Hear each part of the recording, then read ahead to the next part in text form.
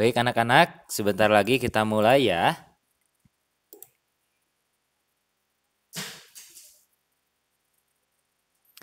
Nah, sebelumnya Pak Amil informasikan kembali, nanti ketika Pak Amil menerangkan, kalian audio dan videonya boleh dimatikan dulu ya, dan simak baik-baik. Nanti kalau ada yang mau ditanyakan, silakan sebutkan nama, kalau dipersilahkan silakan bertanya. Itu ya anak-anak sebelum dimulai.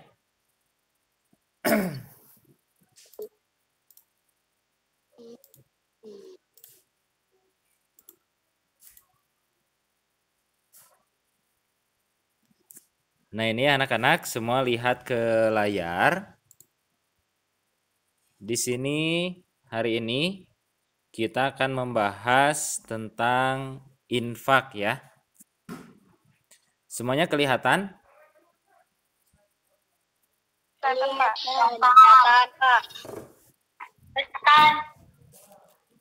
Baik, kalau kelihatan kita mulai ya.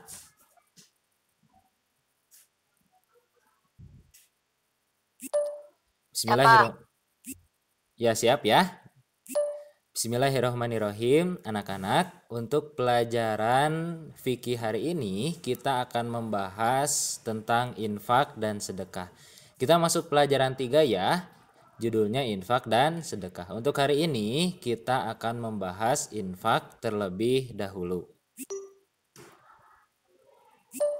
Yang pertama, pengertian infak. Apa sih yang dimaksud dengan infak? Minggu kemarin kita sudah belajar ya tentang zakat fitrah, tentang zakat mal, sama-sama mengeluarkan harta. Nah, untuk hari ini kita akan membahas infak. Infak menurut bahasa artinya membelanjakan atau menafkahkan. Itu secara bahasa ya.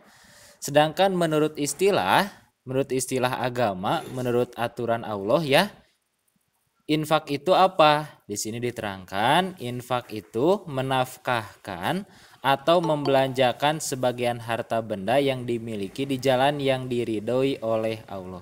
Artinya harta yang kita keluarkan, harta yang kita infakkan itu kita serahkan kepada Allah ya, untuk di jalan Allah. Seperti apa? Seperti menginfakkan harta untuk membangun masjid, madrasah, jalan, dan untuk kepentingan lainnya yang diridhoi oleh Allah. Itu ya anak-anak pengertian tentang infak. Sampai sini dulu. Barangkali ada yang mau ditanyakan tentang pengertian infak.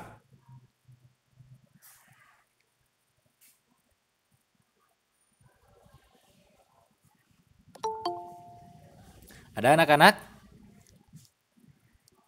Tidak ada. Tidak ada ya, baik. Kalau tidak ada, silahkan siapa yang mau membaca dalil tentang... Oh iya, nggak apa-apa Jaskia ya. Selanjutnya siapa yang mau baca nih? Dalil tentang infak. Sebutkan nama ya. Ada? Ada. Siapa? Rafid Alzam. Rafid mau baca, Rafid? Ya. Ya, silakan. Sebentar. Oke. Silakan Rafid baca dalil tentang infak.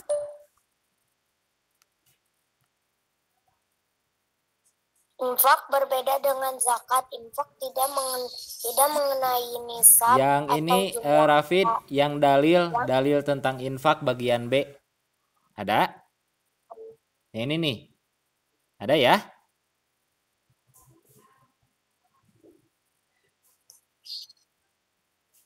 Wa anfiqu fisabilillah. Iya, artinya? Dan berinfaklah kamu di jalan Allah. Iya, pintar Rafid. Terima kasih Rafid. Jadi di sini ya dalil infak. Dalil itu petunjuk ya kenapa kita berbuat seperti itu. Nah, kenapa kita harus berinfak? Di sini Allah menerangkan wa anfiqu fisabilillah, dan berinfaklah kalian di jalan Allah. Artinya ketika kita akan mengeluarkan infak, itu kita harus niatkan. Infak itu harus di jalan Allah. Kemudian nanti kalian ada yang bertanya, emang ada infak yang bukan di jalan Allah? Jawabannya ada. Seperti di dalam Quran surat, Pak Amil lupa lagi nih, cuman redaksinya, orang-orang kafir, orang-orang munafik, mereka yunfikuna amwalahu, mereka menginfakkan harta mereka. Tetapi orang kafir ini menginfakkan hartanya bukan di jalan Allah, tetapi liyasuddu ansabilillah. Mereka berinfak untuk memalingkan manusia dari jalan Allah. Berarti infak orang kafir itu bukan untuk Allah ya, tapi untuk di jalan setan. Jadi ada ya infak yang di jalan Allah, ada juga infak yang di jalan setan. Terima kasih Rafid ya. Selanjutnya ketentuan infak. Siapa yang mau baca?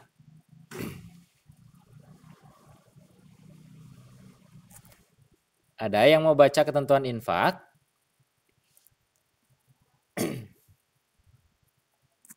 Pamil tunjuk ya kalau nggak ada.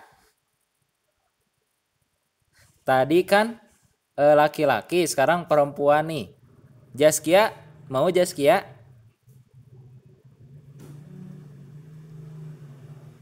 Ya, Pak. Mau? Nah, sebentar ya. Silakan Jaskia baca ketentuan infak sampai satu paragraf saja ya. Oh iya. Silakan Jaskia. Ketentuan infak. Infak berbeda dengan zakat. Infak tidak mengenal nisab atau jumlah harta yang ditentukan secara hukum. Infak tidak harus diberikan kepada mustahik tertentu, melainkan kepada siapapun, misalnya orang tua, kerabat, anak yatim, orang miskin, dan atau orang-orang yang sedang dalam perjalanan. Ya, terima kasih Jaskia ya. Jadi ketentuan infak di sini berbeda ya dengan zakat. Kalau zakat itu minggu kemarin kita sudah belajar ada nisob dan ada haul.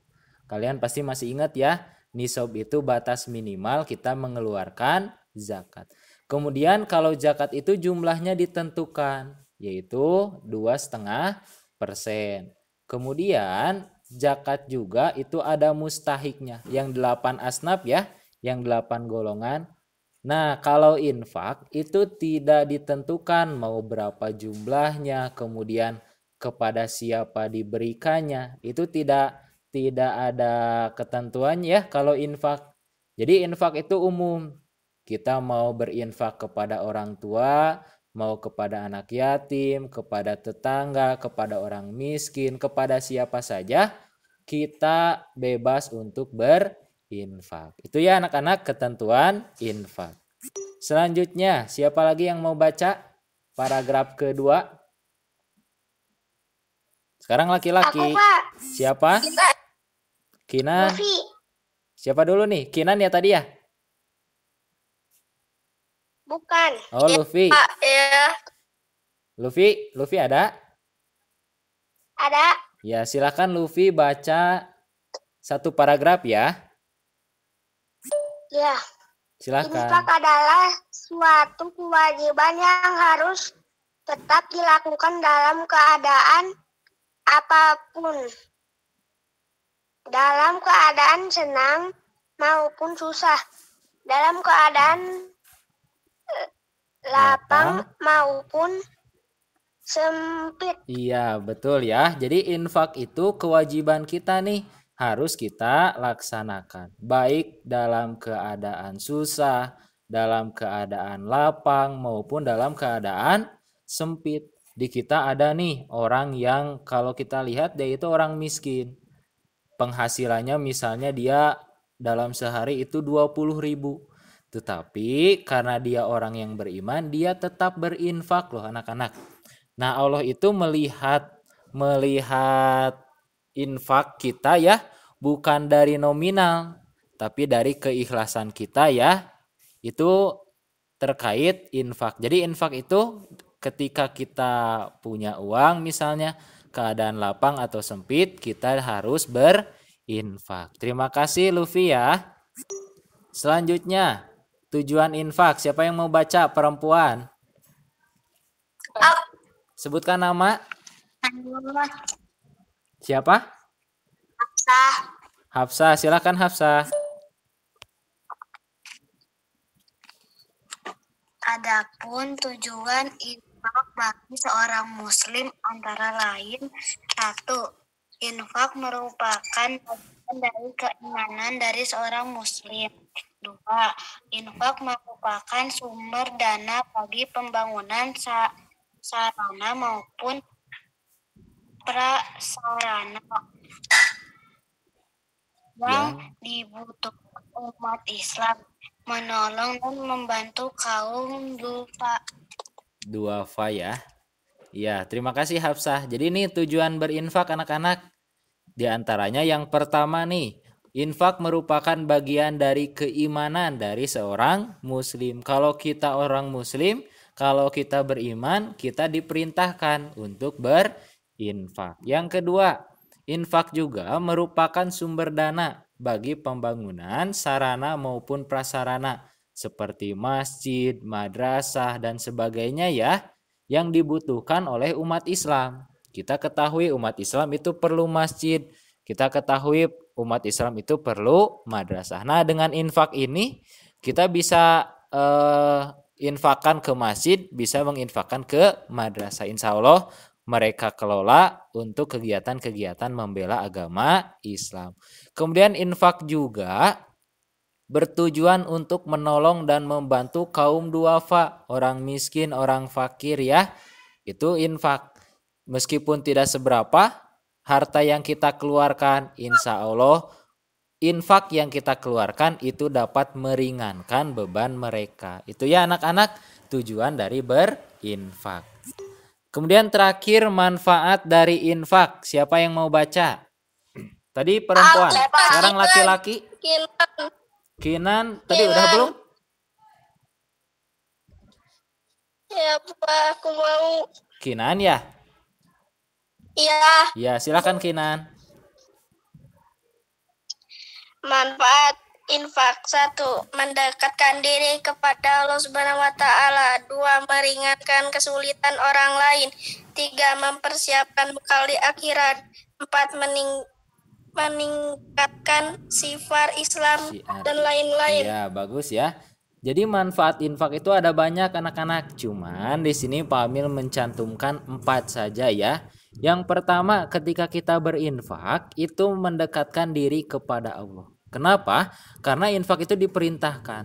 Kalau kita melaksanakan perintah Allah, otomatis kita akan dekat dengan Allah.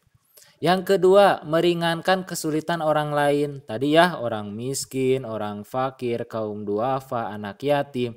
Mereka perlu bantuan kita. Ketika kita infak kepada mereka, insya Allah kesulitan yang mereka bebani ya, kesulitan yang mereka hadapi, insya Allah akan menjadi ringan. Yang ketiga, mempersiapkan bekal di akhirat.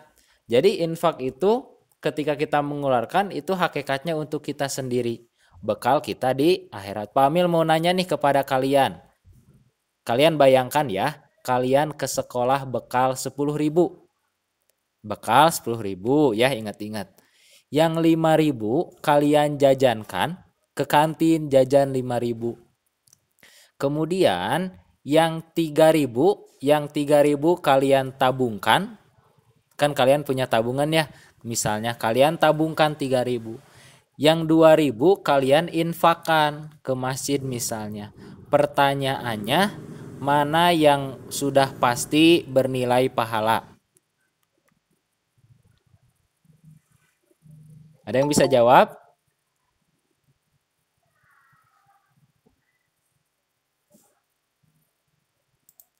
Yang 2.000. Siapa yang menjawab tadi?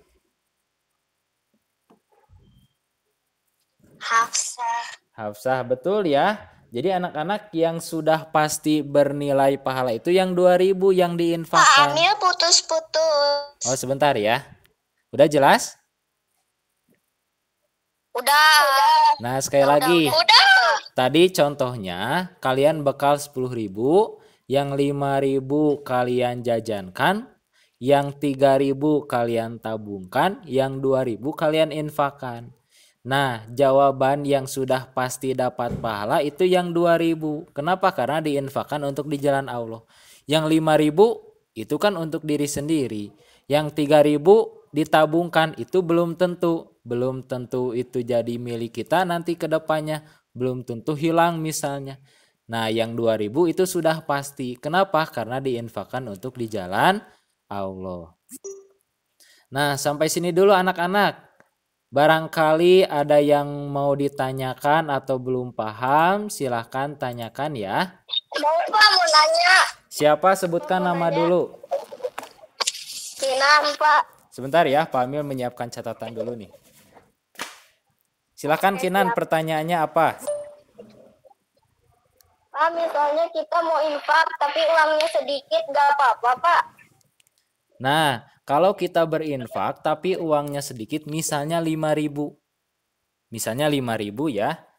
Jangan 5.000 tuh, misalnya 10.000. Sudah kebayang 10.000? 10.000 kecil besar? Gede, Pak. Oh, gede. Berapa? 2.000 atau ya? 2.000. Kalian punya 2.000 aja ya, kan kecil. 2.000 nih, kalian bekal 2.000 misalnya. Kan tadi kasusnya kecil. Bagaimana untuk berinfak? Nah, ini anak-anak, Allah itu melihat bukan dari nominal. Kalau diinfakkan 500 rupiah ke masjid misalnya, Allah tidak melihat nominalnya 500 rupiah, tapi persentasenya. So, kita lihat 500. Jadi gini ya, 2.000 berbanding 500. Kalau kita infakkan 500 kan itu sudah 25% ya. 25% dari 2.000. Artinya harta kita yang kita infakkan itu sudah besar. Contoh yang lain nih.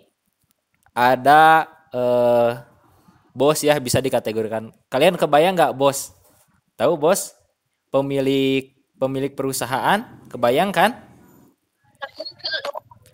Kebayang nggak? Bos itu penghasilan penghasilan seharinya itu 1 juta misalnya. Ya, sudah kebayang? Sudah. Dia itu sehari penghasilannya 1 juta. Ada tukang beca. Tukang beca itu penghasilan seharinya 20.000. Kebayang ya? Iya. Nah, sekarang yang 1 juta yang bos itu dia infak 100.000. Kebayang? Iya. Sedangkan tukang beca infaknya 10.000. Kebayang? Ya. Pertanyaannya, siapa yang paling besar infaknya? Yang bos atau tukang beca? Bos. Bos? Tukang beca atau bos? Beca. Pak.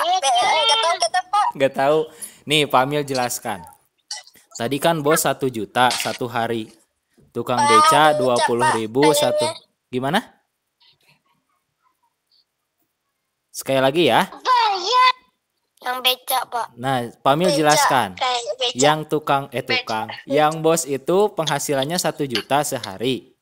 Yang tukang beca 20.000 sehari. Mereka berinfak. Yang bos mah infaknya 100.000, yang tukang becanya 10.000. Kalau dilihat dari nominal memang besar 100.000. Tapi yang dinilai oleh Allah bukan nominalnya, tetapi kesanggupan dia. Nih, bos, karena 1 juta dia infak 100 kan itu hanya 10% ya. 10% dari penghasilan. Kalau tukang beca itu 50% dari penghasilan. Jadi tukang beca mah infaknya setengahnya. Jadi yang paling besar infak di mata Allah adalah tukang beca. Itu ya anak-anak, paham nggak? Nah gitu ya. Jadi Allah itu bukan melihat nominal, tapi melihat persentase. Tuh. Ada lagi yang lain? Ada, Pak. Sok sama Pamil ditunggu. Ada lagi barangkali masih penasaran? Enggak, Pak. Gak ada? Ada. Siapa yang mau bertanya? Aku. Siapa? Luffy. Silakan Luffy. Pak, kalau apa bedanya kalau infak kasih sama infak Islam. Infak kafir gitu ya. Nah, infak kafir. Infak kafir sama orang Islam apa bedanya? Nah, perbedaan orang kafir dengan orang Islam dalam berinfak. Orang kafir mah nih anak-anak, infaknya itu bukan membela agama Allah, tetapi untuk memalingkan manusia dari jalan Allah. Contohnya nih, audionya dimatikan dulu ya. Di mes. Audionya dimatikan dulu. Boleh saya izin, Pak? Oh ya, boleh, silakan. Audio dimatikan dulu ya. Kamar mandi dulu boleh, Pak? Iya, silakan. Terima kasih. Anak-anak kita lanjutkan ya. Nah, tadi pertanyaan Luffy, apa sih perbedaan infak orang kafir dengan infak orang Islam? Sebenarnya kita kembalikan kepada niat ya. Biasanya nih kalau orang-orang kafir berinfak itu tidak akan bernilai pahala. Kenapa? Karena dia tidak beriman kepada Allah. Kalau orang-orang yang beriman kemudian dia niatkan untuk fisabilillah, maka infaknya akan bernilai pahala. Contoh nih, orang Kristen misalnya mau infak ke masjid. Nah, itu bukan infak di jalan Allah, tetapi infak biasa. Kalau orang Islam berinfak ke masjid, itu namanya infak fi sabilillah. Itu ya anak-anak. Itu ya Luffy ya, pertanyaan dari Luffy. Barangkali ada lagi? Enggak, Pak. Gak ada, cukup. Ya, cukup, Pak.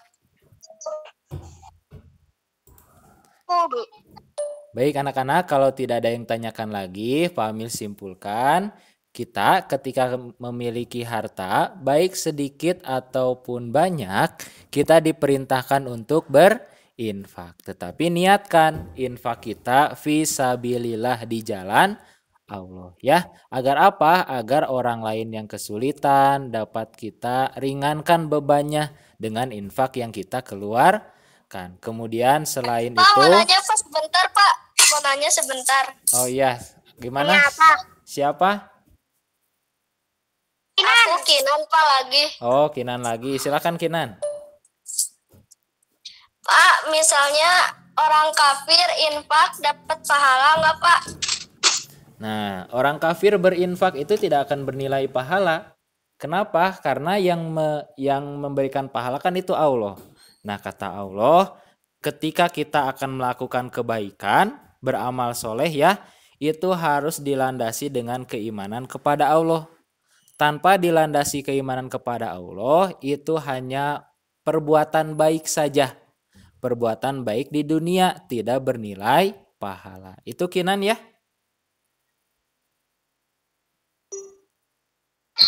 Iya, Pak, ya. Ada lagi?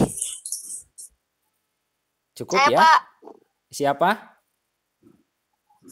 Sahabat. Sahabat. Gimana sahabat?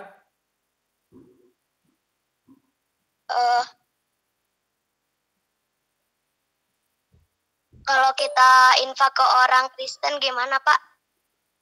Nah, kita infak ke orang Kristen itu nggak apa-apa ya.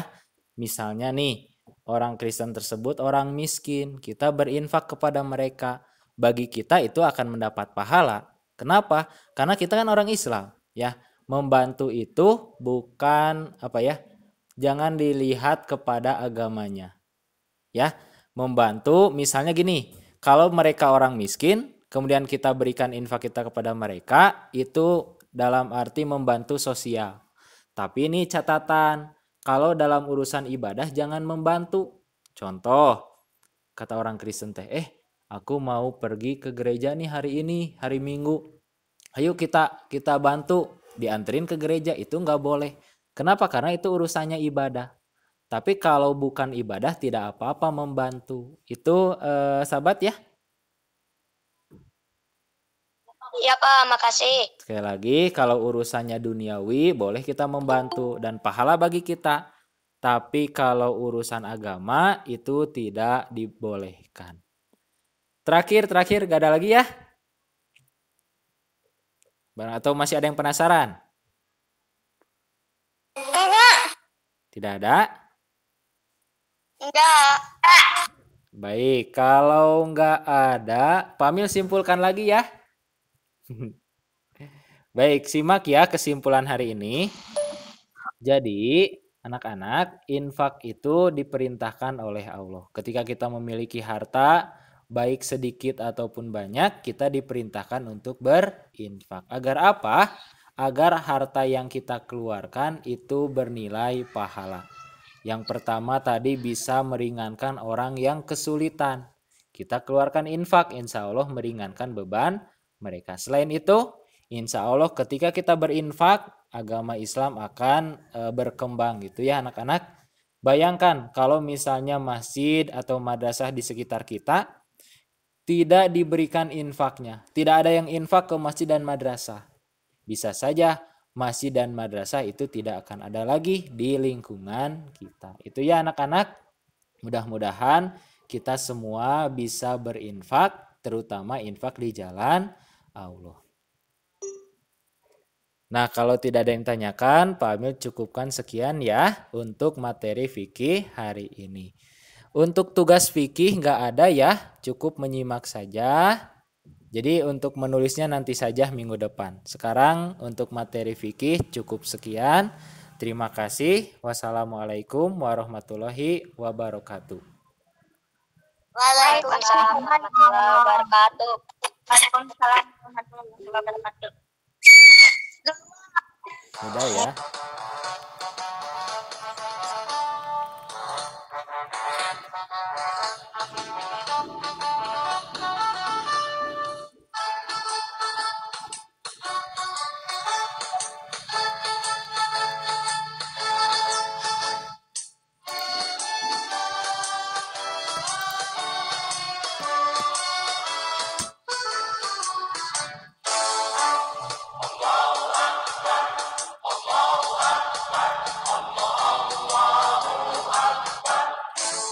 Kalam suci menyentuh kalbu berjuang, maju serentak membela kebenaran untuk negara, bangsa dan kemakmuran.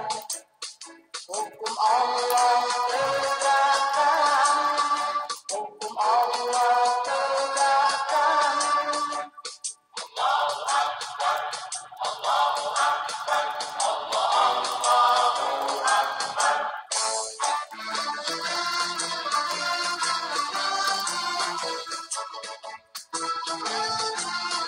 Pak, saya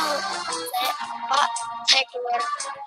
Pak, saya keluar ya. Putra putri Islam harapan agama, majulah serentak genggamkan persatuan.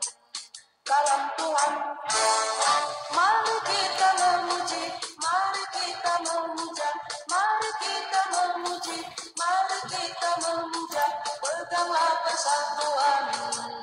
Kalam Tuhan, kalam suci menyentuh kalbu berjuang, maju serentak mencapai kemenangan untuk negara, bangsa dan keadilan. Panggilan jihad hidupkan, panggilan jihad hidupkan.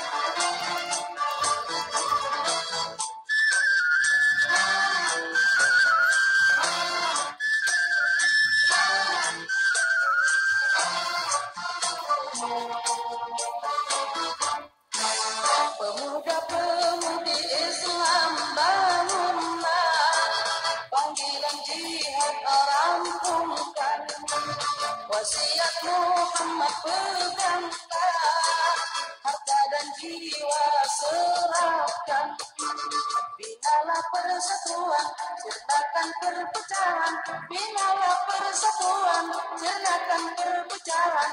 Persatuan, kalam Tuhan. Kalam ilahi menuntut persatuan, perpecahan melumpuhkan kekuatan, pertikaian menguntungkan musuh Tuhan. Hanya iman tauhid dapat menyatukan, tuntutan agama menjadi tujuan. Panggilan jihad hidupkan, panggilan jihad hidupkan.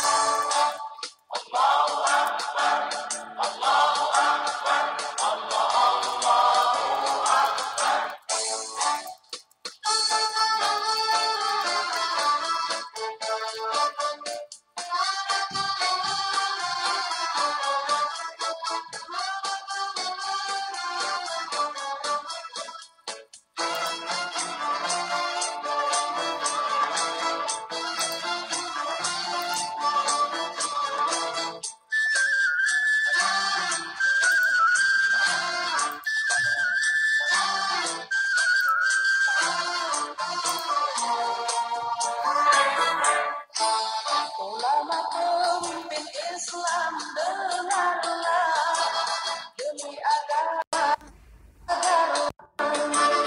Ulama pemimpin Islam, dengarlah, demi agama sadarlah. Hentikan pertikaian, ciptakan perdamaian. Hentikan pertikaian, ciptakan perdamaian. Hentikan pertikaian, ciptakan perdamaian. Menuju persatuan, kalam Tuhan, kalam ilahi menuntut persatuan. Perpecahan melumpuhkan kekuatan, pertikaian menguntungkan musuh Tuhan. Hanya iman tauhid dapat menyatukan, tuntutan agama menjadi tujuan. Panggilan jihad hidupkan, panggilan jihad hidupkan.